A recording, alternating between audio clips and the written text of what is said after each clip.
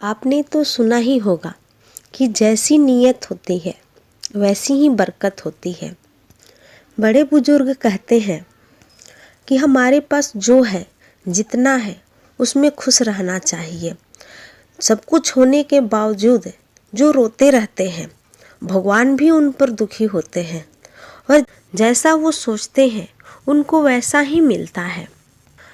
अगर हमारे पास थोड़ा भी है और हम खुश हैं, हम उससे ही लोगों की मदद करते हैं, तो भगवान हमें और देते हैं क्योंकि उन्हें पता है कि हमारे अंदर संतोष है।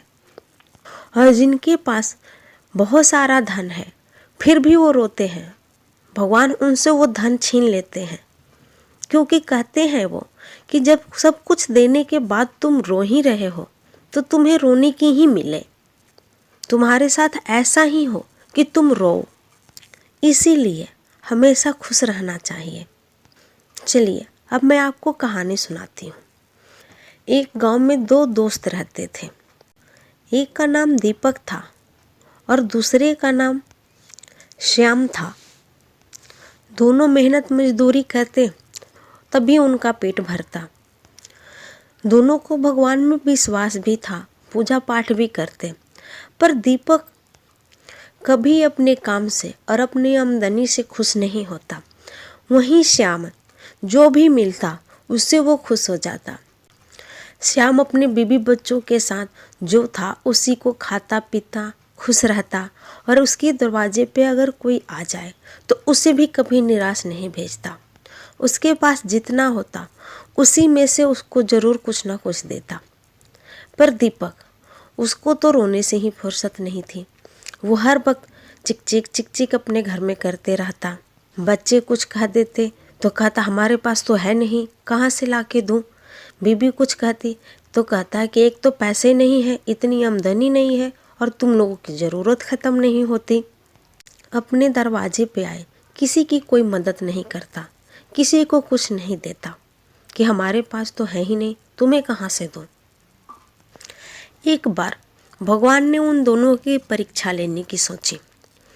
भगवान अपना रूप बदलकर एक भिखारी के रूप में पहले दीपक के घर गए। उस दिन कुछ त्योहार था और दीपक की अच्छी मजदूरी भी हुई थी, इसलिए पैसे भी उसको अच्छे मिले थे। घर में पकवान बन रहे थे। भगवान ने जो भिखारी के रूप में आए थे उसके दरवाजे पे गए और उन्होंने कहा, बेटा मुझे बहुत भूख लगी है, कुछ है तो खाने को दे दो, 2 दिन का भूखा हूँ। पर दीपक तो किसी को देने का नियत ही नहीं रखता था। वो किसी को देने के बजाय बस यही सोचता कि काश मुझे ही कोई कुछ दे देता, यहाँ से कुछ मिल जाए तो अच्छा हो जाए, किसी और से मुझे कोई फ़ायदा हो जाए तो अच्छा हो जाए। पर किसी और की मैं मदद करूँ उसे ये बिल्कुल पसंद नहीं था, ना ही किसी और को कुछ देना चाहता था। इसलिए आदत तो थी नहीं उसकी, तो उसने उस भिखारी को भी अपने दरवाजे से भगा दिया कि देख मेरे पास तो खुद कुछ नहीं है, मेहनत मजदूरी करके पेट भरता हूँ, अब तुझे कहाँ से दूँ। तू खुद क्यों नहीं कुछ काम करता, कमा धमा नहीं सकता, तू भी मेहनत मजदूरी कर पेट भरने के लिए, क्या भीख मांगता फिरता है यहाँ वहाँ। उसने उस भिखारी को डांटा और अपने दरवाजे से भगा दिया। तब वो भिखारी श्याम के घर गया। उसने श्याम से कहा, बेटा मुझे कुछ खाने को है तो दे दो, 2 दिन से भूखा हूँ, कुछ नहीं खाया, बहुत तेज भूख लगी है। श्याम के घर में उस दिन कुछ भी नहीं था, क्योंकि श्याम 2 दिन से बीमार था, इसलिए कहीं बाहर काम करने के लिए नहीं गया था। इसलिए कोई मजदूरी भी नहीं हुई तो पैसे भी नहीं आया। उस दिन उनके घर में खाने के रूप में सिर्फ 4 रोटी थी, जो कि वो अचार के साथ खाने ही जा रहे थे। श्याम के घर में उसकी बीबी और उसके 2 छोटे छोटे बच्चे थे। सब ने एक एक रोटी अचार के साथ लेके खाने ही वाले थे। तभी वो भिखारी उनके दरवाजे पे पहुंच गया था। श्याम बोला, बाबा आज हमारे घर में कुछ अच्छा तो है नहीं, पर रोटी और अचार है, क्या मैं वही दे दूँ खाने को। भिखारी ने बोला, बेटा भूख लगी है, जो है वही दे दो। तब श्याम ने अपनी और अपनी पत्नी का रोटी उस बूढ़े बाबा को ले जाकर अचार के साथ दे दिया।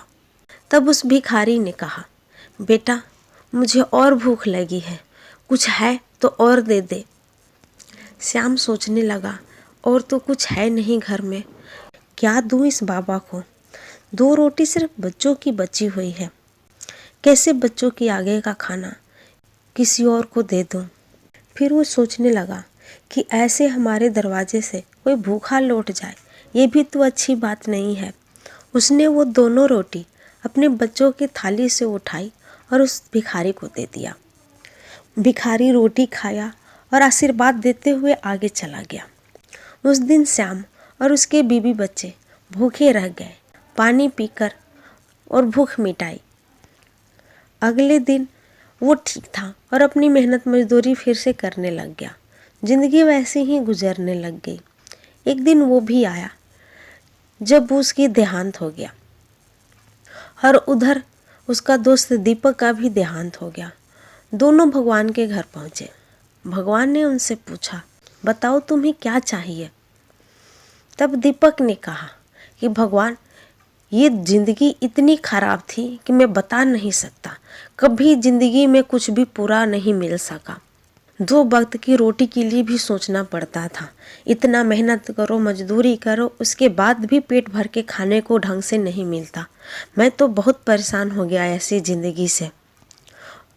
इसलिए मैं चाहता हूँ कि भगवान ऐसी ज़िंदगी दो कि जिसमें आराम से बैठ के खाऊं, कभी किसी को कुछ देना ना पड़े। लोग मुझे दें पर मैं किसी को ना दूं, मुझे किसी को कुछ देना ना पड़े। भगवान ने कहा, तथास्तु। तब भगवान ने श्याम से पूछा, हाँ अब तुम बताओ तुम्हें क्या चाहिए। श्याम ने कहा, भगवान ये ज़िंदगी भी बहुत अच्छी थी, जो था उसमें संतोष था, मैं खुश था, बहुत अच्छी ज़िंदगी दिया आपने मुझे। पर मुझे दुख इस बात का है कि कई बार मेरे पास ऐसा नहीं होता था सामान कि मैं लोगों की ज़रूरत पूरा कर सकूं। कई बार मेरे दरवाजे से कई लोग ऐसे खाली हाथ लौट जाते क्योंकि मेरे पास कुछ नहीं होता था कि मैं उन्हें दूं। तब मुझे बहुत बुरा लगता था। भगवान मैं चाहता हूं कि आप मुझे ऐसी ज़िंदगी दो कि मैं लोगों को दूं, कभी मेरे दरवाजे से कोई खाली हाथ लौट के ना जाए। जो आए मैं उसकी ज़रूरत पूरा कर सकूं, मैं उसे कभी खाली हाथ अपने दरवाजे से ना लौटने दूं। बस मैं यही चाहता हूँ। भगवान ने कहा, तथास्तु। और दोनों फिर दूसरे जन्म में आ गए।